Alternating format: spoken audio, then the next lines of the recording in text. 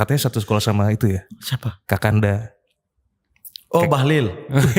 Siapa? Jangan Bahlil, Kakanda Bahlil. Oh, ya udah panggil Kakanda. Makanya saya tinggal tambah nama. Enggak satu sekolah, satu gedung. Oh, satu gedung. Karena beliau SMK Yapis, saya SD Yapis. Itu di gedung yang sama. Oh, Kita satu masuk, yayasan, betul, satu kita yayasan. masuk pagi, yang SMA-nya itu masuk siang. Tapi sempat ketemu nggak ya di sekolah? Sempat, bahkan dia jualan kue di stadion. Dulu saya suka nonton bola kan, tarkam-tarkam gitu kan di stadion Fak-Fak tuh. Nah beliau itu jualan kuenya. Iya, dan kebetulan ibunya dia itu juga tukang cuci waktu itu ya. Waktu itu memang hidup mereka memang luar biasa. Perjuangan luar biasa. Luar biasa. Ibunya itu luar biasa banget. Perjuangannya ya. Perjuangannya dengan anak yang begitu banyak, terus kemudian semuanya pada akhirnya berhasil kan, dengan yang sederhana gitu. Nah beliau itu ini di rumah pangkat nenekku. Oh, Ya gitu juga. Jadi saya cukup tahu. Nah dia Bang Bahlil juga ketika ke Jayapuranya itu tinggal sama omaku. Oh, masih ada hubungan ini juga dong, deket juga dong sama Jadi Kanda kayak Bahlil. bapak angkatnya itu omaku juga gitu lah. Jadi dia tugas cuci mobil gitu-gitu. Jadi emang kalau ada orang yang saya pernah lihat dengan, kan saya nggak pernah lihat si anak si anak singkong ya. Oh iya. Hairul Tanjung. Iya. Nah kalau ada orang yang bisa sampai di level ini dan saya tahu susahnya gimana, mungkin Pak Menteri. Beliau, Pak Menteri ya. Iya. Karena itu dari orang tuanya saya tahu perjuangannya. Oh, itu Berarti panutan. tetap ada tumbuh harapan lah ya. Maksudnya untuk anak-anak yang hari ini secara ekonomi sulit, akses sulit, bahwa ada contoh Menteri Bahlil yang kemudian mampu untuk Iya menembus banyak itu. ya, banyak contoh sukses. Misalnya 10 orang terkaya di dunia juga contoh suksesnya mereka juga dari kelas bawah gitu. Artinya banyak contoh, tapi yang saya pernah lihat dengan mata kepala itu beliau jualan kue pernah dipukul abang sepupuku gara-gara saling saingan jual kue. Beliau tuh serius. Hobi baku pukul memang. Saingan jual kue tuh, baku pukul sama sepupuku macam-macam gitu loh. Iya. Jadi saya tahu betul bagaimana perjuangan beliau sampai Kanda Bahlil. ke menteri ini gitu, kayak apa ya, kayak cepat aja gitu kayak. Wih. Ya kita juga hormat, respect sama beliau itu. Iya, tapi Perjuangan luar kalaupun biasa. beliau melakukan kesalahan, saya nggak segan-segan juga kritik. Jangan di sini tapi nanti kalau misalkan mau cerita. Enggak apa-apa Bang Bahlil, tolong. Investasi itu untuk kemakmuran rakyat ya Bang ya. Aduh. Dia santai kok, dia santai. Kanda. Iya. Kanda tolong jawab Kalau dulu, Kanda itu lempar masih sini jarang. Kanda. Kalau Abang kan lebih dekat. Kalau Kanda itu kan lebih ke organisasi kalian ya. Iya. Kanda. Kalau Abang itu lebih ke apa ya? Lebih ke satu Lebih personal jalanan lah. gitu ya. Personal lah ya Iya. kalau abang itu. Oke. Nah, tapi Iya. balik Jangan soal- juga pulang ini ya, pulang fak-fak pas lebaran ya, tolong ya. Jalanan dekat rumah Anda macet, tolong ya. Nyusahin. Iya, banyak penjilat berkumpul di Anda. Soalnya kalau Anda pulang fak-fak tuh di rumah tuh kok ada orang-orang ini semua gitu. Aduh, agak mundur dulu kita sedikit apa gimana nih? Biar itu tadi Mama Tio ngomong ya. Anaknya Mama juga Tio saya ngomong ya. kenal, adiknya yang bungsu juga yang cewek saya kenal, istrinya juga saya kenal.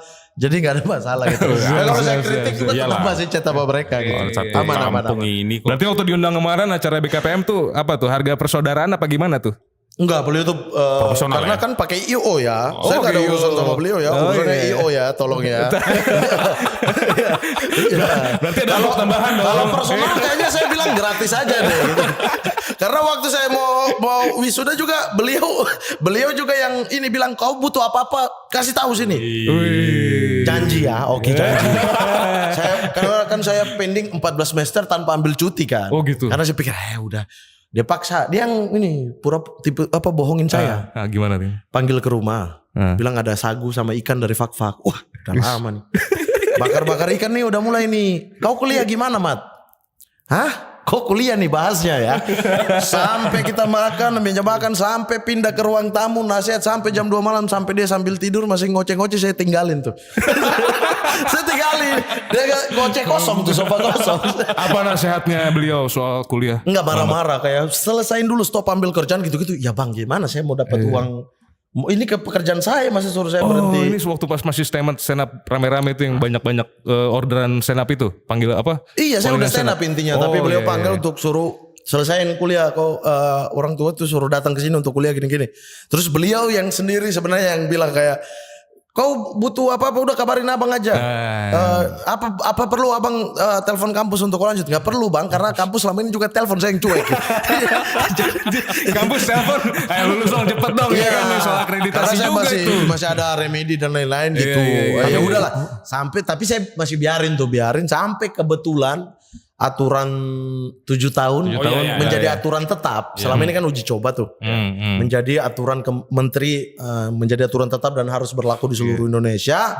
Akhirnya dosen saya telepon, "Mat, ini sampai Desember kalau kau nggak lulus, kau nggak bisa lanjut lagi. Pilihannya cuma tarik nilai atau DO." Mau dilanjutin kan nih biar kita tutup berkasnya. Mau. Aku pernah ada di posisi itu. Wah, berapa tahun?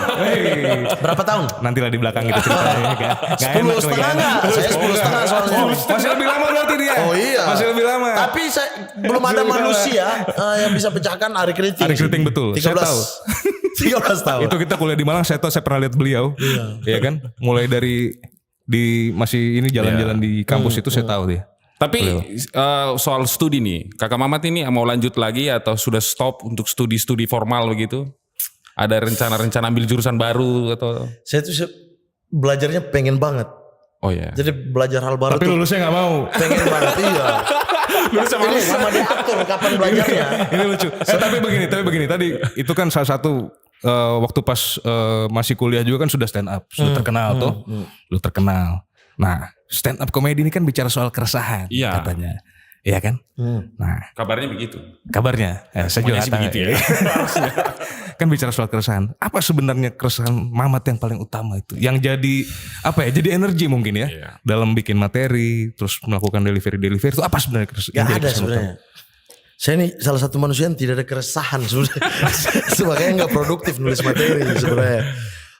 Tapi keresahan itu kita nggak bisa nebak atau nggak bisa tentukan apa ya yang menjadi faktor utama. Ya namanya resah, kita jalan juga kesel sama orang yang tiba-tiba belok kiri atau apa gitu, pasti kita resah juga gitu kan. Jadi keresahan itu sesuatu yang tidak bisa dibentuk, dia muncul tiba-tiba gitu. Sama kayak kita ketawa, sama kayak kita bercanda apa marah gitu, atau tiba-tiba emosi sesuatu gitu, itu sama aja gitu karena persoalan hati. Tapi faktor waktu pas misalkan nih, kan Mamat kan dulu di Fak-Fak. Nah, terus pindah ke Jogja tuh, kuliah tuh. Nah, itu ada nggak culture shock misalnya yang menjadi bagian dari keresahan-keresahan Mamat yang Mamat sampaikan di stand up comedy itu? Iya, ada beberapa kayak perbedaan gitu. Walaupun saya memaklumi memaklumi untuk tidak memaklumi nih gitu. Kayak gimana ya? Saya memaklumi. Jelimet. Ya, itu jadi ujungnya bukan maklum itu. Jadi ya udahlah gitu. Iya. Nah, kayak apa namanya, kos tidak boleh diisi orang timur. Waduh. Oh, ada ya begitu ya? Ada. Makanya itu acara itu waktu itu yang di TV itu jadi stop gara-gara itu juga salah satu ya. Oh. Kayak begitu itu, maksudnya keresahan kayak terus kayak pernah saya mengalami langsung gitu kayak di daerah sekitar saya tinggal tuh sering kemalingan. Bahkan korbannya bukan hanya orang di sekitar. Kontrakan saya juga teman saya keambil laptopnya gitu kan. Ini kontrakan orang timur padahal ini? Enggak, saya kebetulan satu kontrakan sama teman-teman kuliah. Rata-rata Sunda. Jadi kita berempat itu, tiga mereka kan.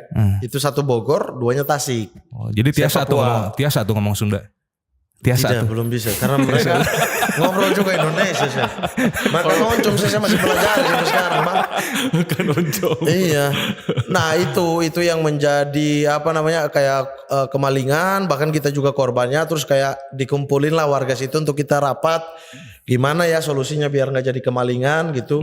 Nah, ada poin-poin yang kayak orang timur nggak diperketat tinggal di sini. Oh iya. Padahal ini belum tahu tersangkanya siapa. Aku diam aja, temanku yang berontak yang orang Sunda ini. Wah, nggak bisa dong Pak.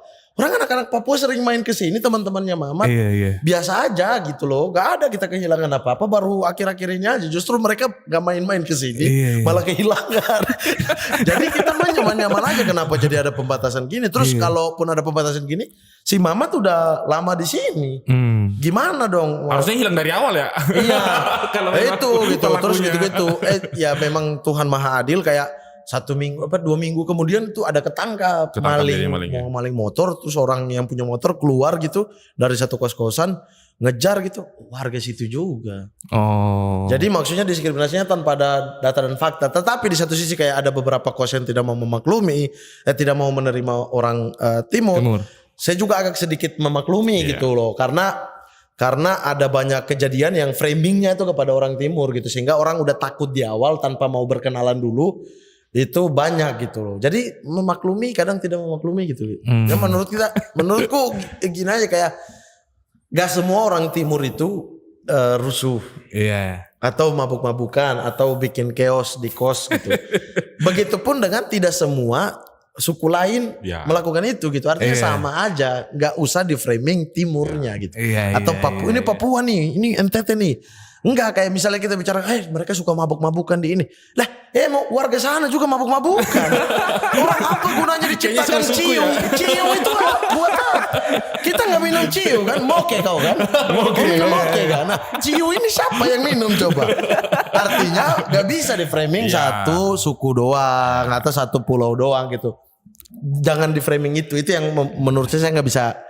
Belum bisa menerimanya gitu, karena saya bisa hidup dengan orang Sunda, dengan orang Jawa, terus mereka juga bisa beradaptasi dengan aku bisa beradaptasi. Menurutku berarti kembali ke orangnya gitu. Iya.